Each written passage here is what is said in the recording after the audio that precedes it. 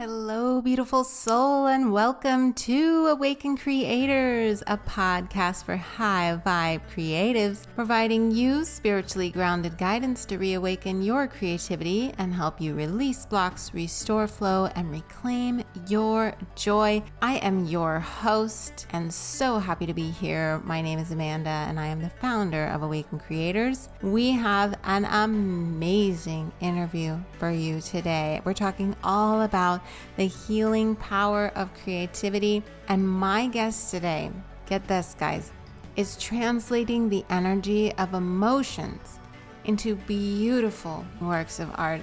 She is the multidisciplinary artist behind Lunarlilt, who's whipping up gorgeous artworks and designs, as well as wearable art and other mystical offerings, including one very surprising project that's coming down the pike. You do not want to miss this. So stick around to the end and join me in welcoming Chelsea Skye to the show. Hi. Welcome, welcome. I am so happy to have you here with us today. So thank you for agreeing to come on. Yeah, I'm excited to be here. So I want to pick your brain on the healing power of creativity and how we utilize our creative expression as a source of healing in our lives. But before we get into all of that, and I can't wait to hear your thoughts on it, can you tell our audience who may not be familiar with your work about what you do? How would you describe the work that you do? Okay, yeah. This is like my hardest question because I always have trouble nailing down what I do, but in a nutshell and kind of what I when I have to have an artist bio, my general kind of thing that I say is that, and it's true, I'm just saying it, but um, is that I'm really creating with emotions, like art, like trying to mix emotion and art. And that's really the basis of everything that I do. It all comes from this basis of emotion. And yeah, so I work with so many different mediums to kind of bring this to life. I paint.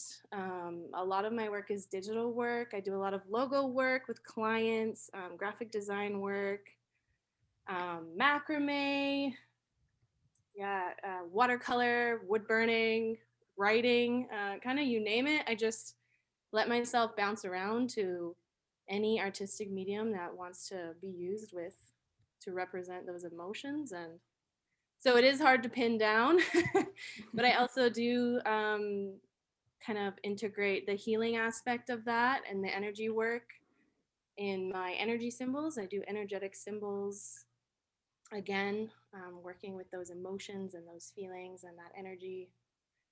And yeah, so that's kind of the basis of it all, and it's very like all over the place. And um, yeah, I jump around to all these different mediums and just have fun. And I'm trying to just bring as much joy to it as I can. That's awesome. Well, don't feel bad for being multidisciplinary. I think that's definitely a strength. Um, and, the idea that we have to choose something, I think, is a little outdated. So that's awesome that you have so many different ways of expressing yourself Thank through you. your work. Um, and those energy symbols, can you tell us a little bit more about those? Because I've never seen anyone doing quite what you're doing. And so, Mhm. how do those come forward? Like, what is the process of bringing an energy symbol forward?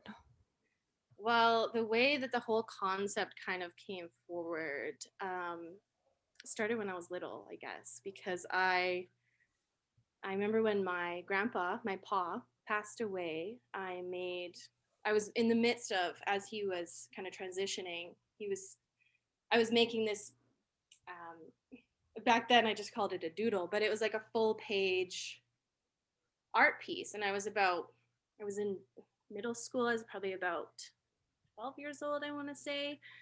And I was just filling this art piece with doodles, and it was kind of just this thing that I'd never seen before, but I was like really into making it and really into finishing it. And my pa, who was himself, he did art, and Mhm. he wasn't able to do it for a living, but he really found himself. I think he found a lot of magic in art and drawing horses. And um, he said to me, "You should always sign your work." And that was like the last kind of big life lesson he said to me. Mhm. Was looking at that picture I was making, and so I ended up. He passed away, and I finished it after he passed away, but in time for his funeral, and in time to put it in the casket.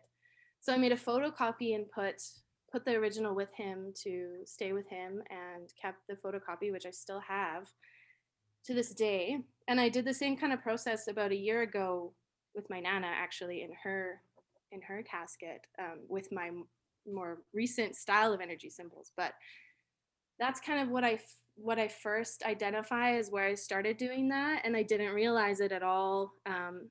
It's just kind of art that flows out, and it's usually very abstract, but you can see a lot of symbolism in it. And Mhm. then I met my friend Kayla, and she has a business now called Cosmic Vibrance. But we met I was working with children, and we met there. And she was very well versed in energy work. She does a lot of different modalities. And she said to me, I think, like, she kind of brought the concept up to me about what I was doing, and kind of said, I think you're putting like light language, energy, kind of like, she used these terms in your work, in your art. And I had never really connected those two things. So I very much credit her for helping me connect those dots and helping me see um, that energy, like the energy was being represented in art form. And I feel like now that I've kind of traveled down that path more, I do feel like that's all art. Like, all art is that. Mhm. But yeah, so she helped me put a name to it, and she encouraged me to kind of use it as an energy healing modality with clients. And it's just been really magical ever since to see the response. It's the biggest thing that people come to me for when I'm working with clients. It's the main thing people want to work on or work with. And it really is, like, I know, like, I always see myself, I don't see myself as there to like be the boss or like give them this wisdom, because just I don't have this wisdom per se. It's just coming through me, and it's in the art. And so when we work together, I let it flow through, and I with that one, I don't offer any revisions or any changes. The art piece comes out, and it lives at it as it is. Mhm. And it's supposed to really empower people and let them see the beauty that I can feel reflected in their energy field.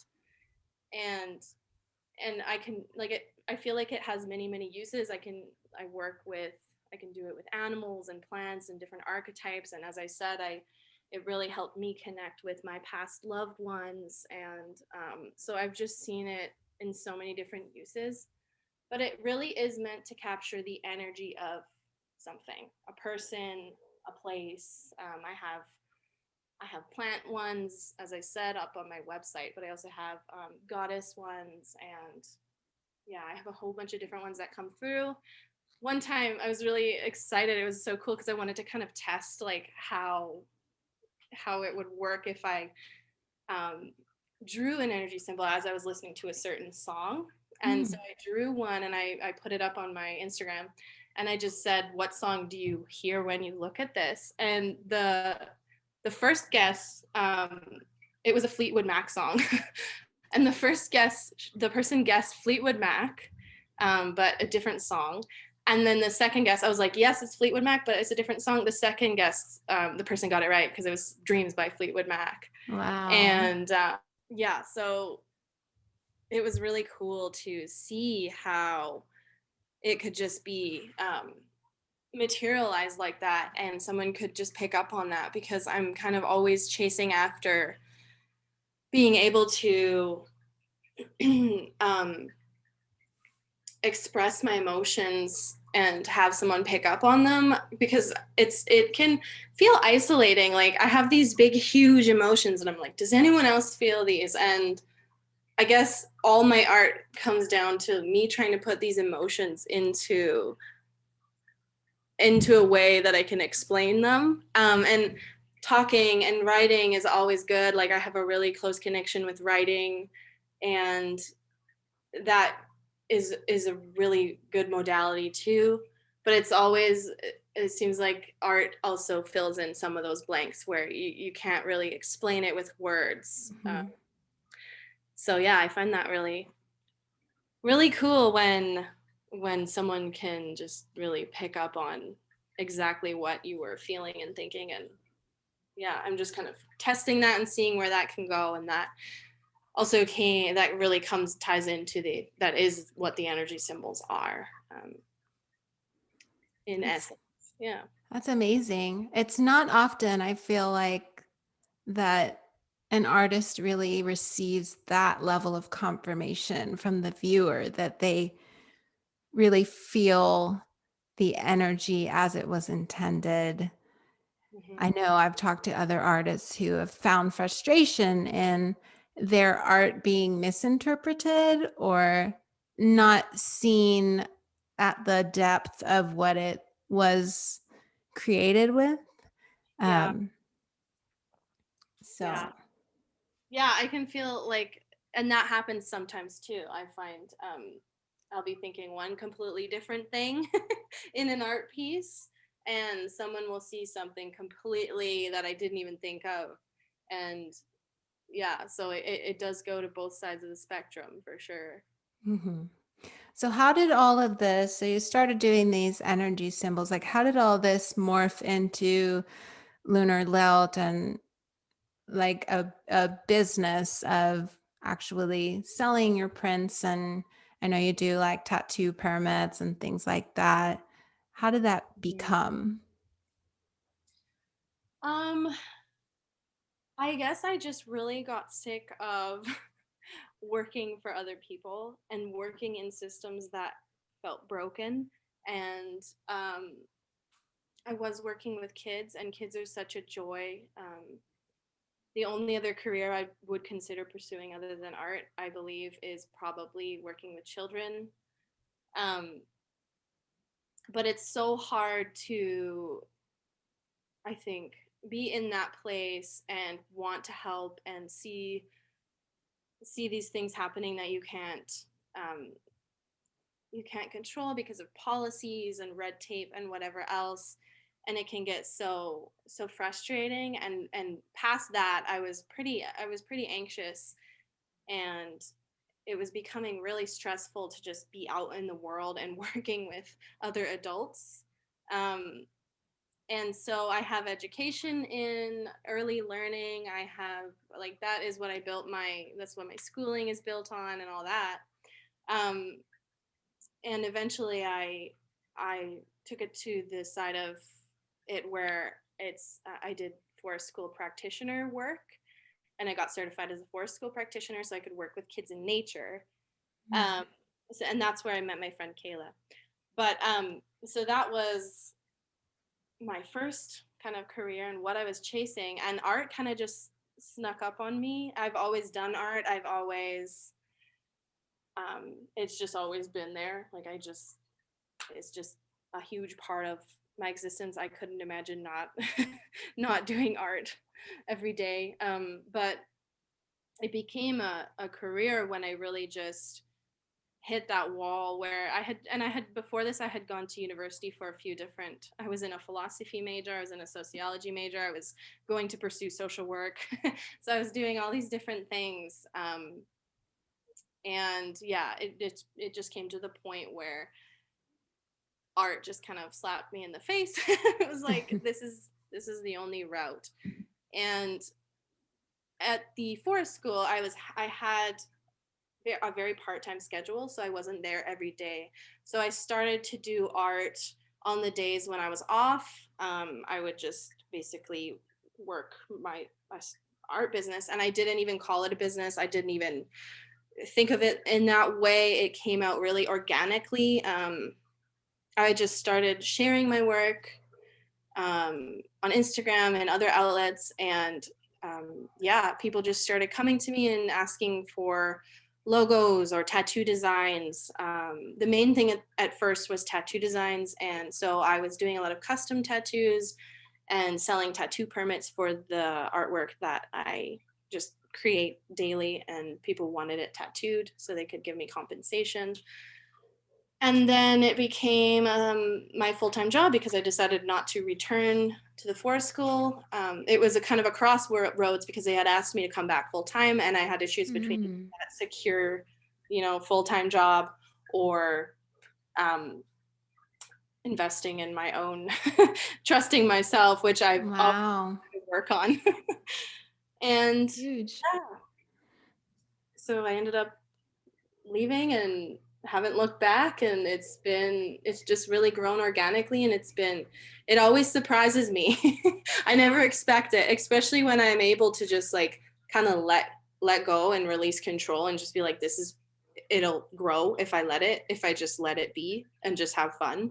And it always surprises me. It's really cool to just I'm just kind of humbled by it all. Like I feel like my business is its own energetic entity, and I'm just here like, okay, I'm along for the ride.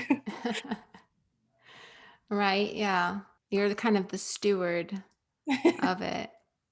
Yeah, sometimes. That's great. That's great. Yeah. So, one of Awaken Creators' kind of main values and beliefs is that our creative gifts are given to us from the divine to help us heal. Mm. I'm curious what your thoughts are on that, or on this idea as our creativity really being a vehicle for healing within ourselves as the creator of our work, and then extending that healing outward to the larger collective. Yeah.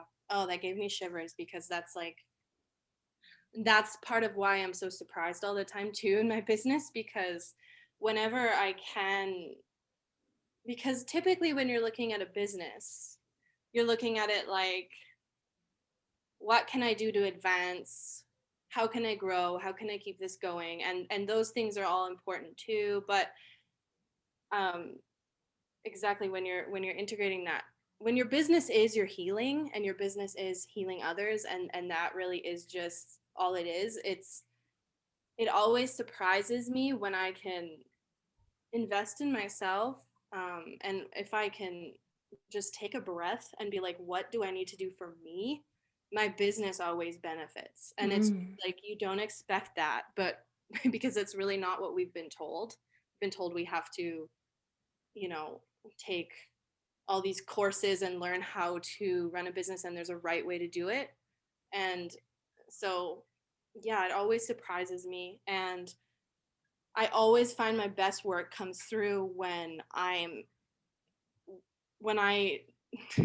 I guess I want to say when I'm selfish, but it's when I look at myself and I'm not worrying about what I think the audience wants to see, and I'm just like, well, I don't know if anyone will resonate with this, but I'm going through this hard time, and I'm going to put this into an art piece. Those pieces that I think will flop because they're so personal are always the pieces that people feel the most. And it's just so connective and healing for everyone involved, I think, when you can put your own healing into art and give that to the world in any way that you can. Because um, I feel like anytime someone finds that art piece and resonates in whatever way, even if they take it their own, if they filter it through their own experience and it's different from how you intended, it's bringing that healing and connection, and in a way that it's like comfortable for all, even comfortable for the people who are maybe scared to connect.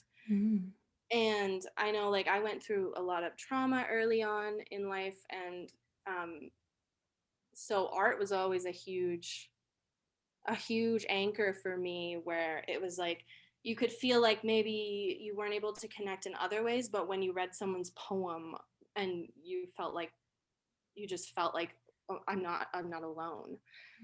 And so I think even just that is so healing. And I know there's so much research on, connecting and healing trauma through connection. And I just see art as a really good vehicle to those who might not even be able to reach out yet. Um, and everyone, those who are able, it's just so universal. Mm-hmm. So yeah, I think, and it's just interesting because it's not like I ever sit down and make an art piece to say, I saw this happening to someone and I want to, like, I guess I've done that before, but it's often like my my experience, and I'm just making an art piece that's very personal, and it ends up helping others, and it's always surprising, and it's always really cool to see. Yeah. And that can be really scary, though, as a creative, to put something out there that's so personal and feels private almost, because you know why you created it and what it really means and all of that. Um, and actually showing that to the world can be very intimidating and scary. And I feel that the most in my writing. That comes through a lot in my writing. It's sometimes I'll write something and I really want to share it, but I'm so scared. um, Visual art, I don't know if it's just because I've done it so much and it's become really, really easy to, but at the same time, it's like I am like always like, ah, people might not like this. And like you always have that like little bit of insecurity, like, I don't know if people are gonna like this. And yeah, so it's just interesting to trust yourself and then be met with this like connective thing where it's like, what? You guys are all experiencing this too? Like I thought this was so unique. It's cool. Yeah. Yeah. Well, I hope we get to see more of your writing. Thank you. So Yeah, just I be have heard. curious, stick it out there, whatever the fuck, see what happens. All right. Well, you already kind of answered my next question. So I Okay. want to, since we're kind of talking about some of the challenges that you can face on your journey, I'm curious, what are some of the biggest challenges that you've faced on your journey, and how did either your creativity help you overcome them, or maybe something someone said really helped you kind of get over that hurdle? Do you have a challenge you'd be willing to share? Oh, I have tons. I think my biggest issue, probably all the way through, is just entrusting myself. And when you have your own business and you're relying on your own income, and it's art, and so art is so subjective that it's really personal, and you really have to trust yourself. And um, so, yeah, I've had like, even right now, I have issues. I have a hard time trusting myself and just knowing that it's going to work out, knowing that my work is what I should be making, and knowing that it looks the way it should look. And I know we kind of touched on like in our other conversations, but I've had definitely issues with comparing myself. Um, and it's funny because logically you can know, you can be in these comparison loops and know that the best person you can be is yourself logically, but still it's so hard when you see other people that you think look like they have something that you would like to have, and to just, it's hard when you're comparing yourself to that. And I've come to this point where I'm really trying to just say to myself, my life doesn't need to look like anyone else's for me to find happiness. And I just kind of like, that's been my mantra. It's a long one, Mm. but I've been using that, and I've just been repeating that to myself, because it's such a thing in this day and age where you can see everyone's life, and you don't see the full spectrum of their life. You see the good parts, and of your life you feel the good and the bad, you feel it all. And so of course when you look at someone else's good parts, it's going to be something where it makes you feel lesser than. And so just to reminding myself that I am exactly where I need to be. I made some like art pieces based on this, but I'm exactly where I need to be. And yeah, like my life is exactly what it's supposed to be. And I couldn't be happier in any other life than my own. And then that then, leads to more self-trust, like trusting that what you're doing is enough and exactly what you should be doing. And yeah, it's yeah, that's one of my challenges. And that's always a work in progress. Oh, yeah. Oh, yeah. That resonates with me as well. And I'm sure a lot of folks listening feel exactly the same. I will share one thing that my dad said to me once, kind of related to this, in that he said, greatness recognizes greatness.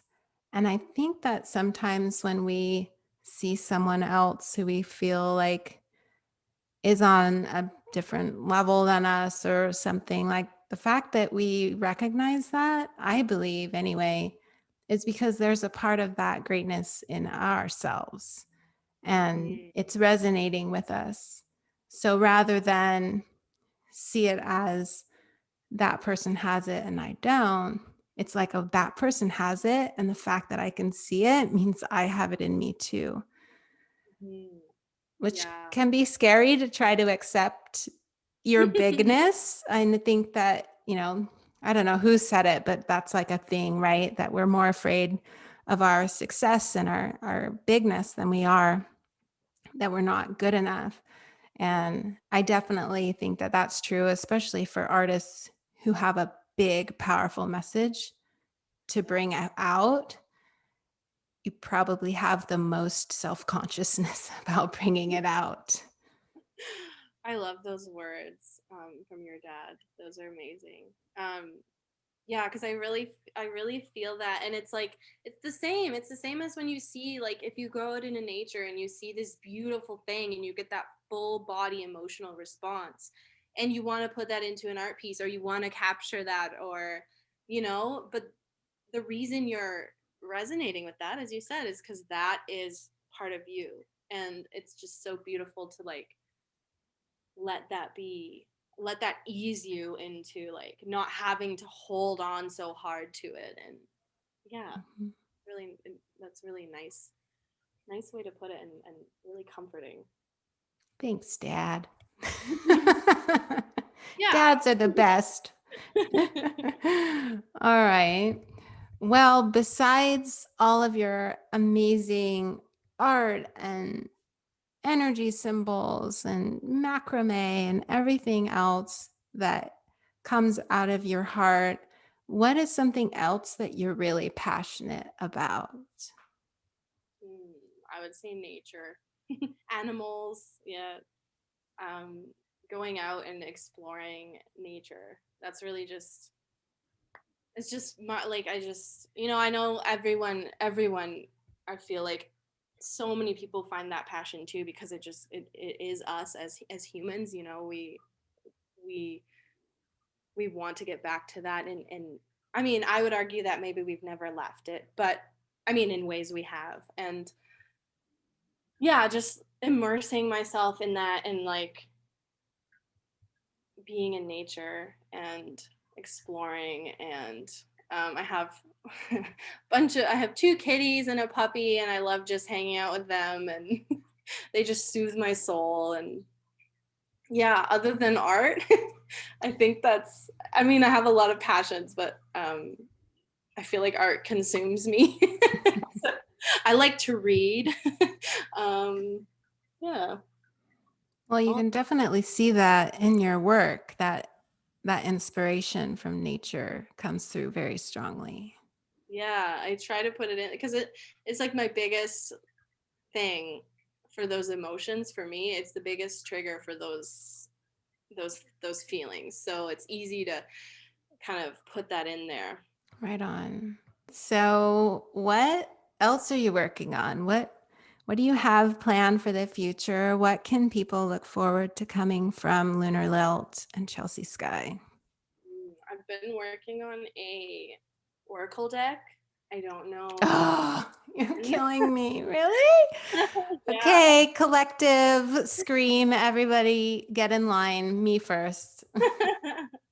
Yeah, I'm really excited. I have all the ideas down for the cards. I just need to make the art and do the kind of the meanings, and that can take a while for me because I always just kind of it's like, no, it has this and this and this and this meaning. So it's yeah, but it's been fun, and I am excited. I don't know how I'm gonna release it, if I'm gonna try to do a Kickstarter or what, but I'm really excited. It's really fun. That's amazing. And just from one card lover to another, I don't mind a big book. Like, give me all the goodies. Tell me all the symbols and all the meaning. Like, I live for it. So Okay. don't hold back. All right, Chelsea. Well, this has been amazing. And before we go, I want people to know where they can find you. How can they learn more about their work? And how can they support you and the work that you do? Yeah, so I have a website, lunarlilt.com. I don't know, should I spell it out? Go ahead. Yeah, so it's LUNARLILT.com. And it's hard, I know it's hard to like spell. It's a word I made up. So I mean two words that I just meshed together. But um my website, I'm on pretty much every social media platform by the same name. And I just recently started a little website where I have my portfolio to connect all my different modalities and creations because I have so many.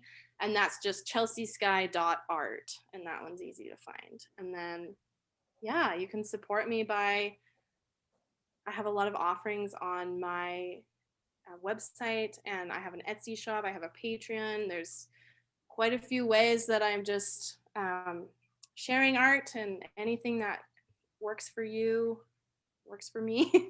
I have a lot of different avenues.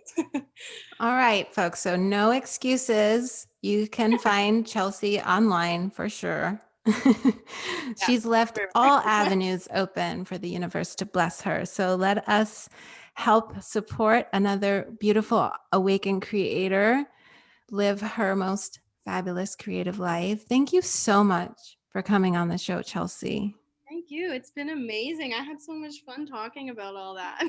I love rambling on. Yeah, it was a great time. Well, I don't know about you, but I thoroughly, thoroughly enjoyed that episode. Creativity is such a powerful vehicle for healing. But admittedly, sometimes our fears and our doubts can stop us from stepping into our creativity.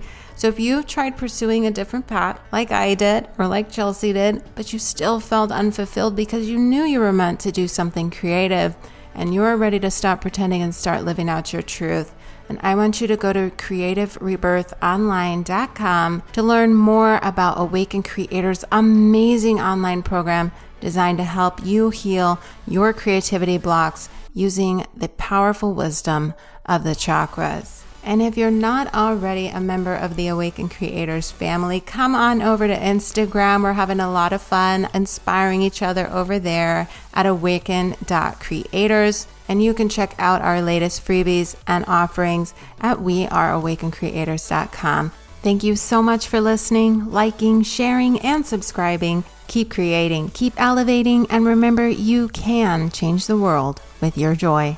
Much love.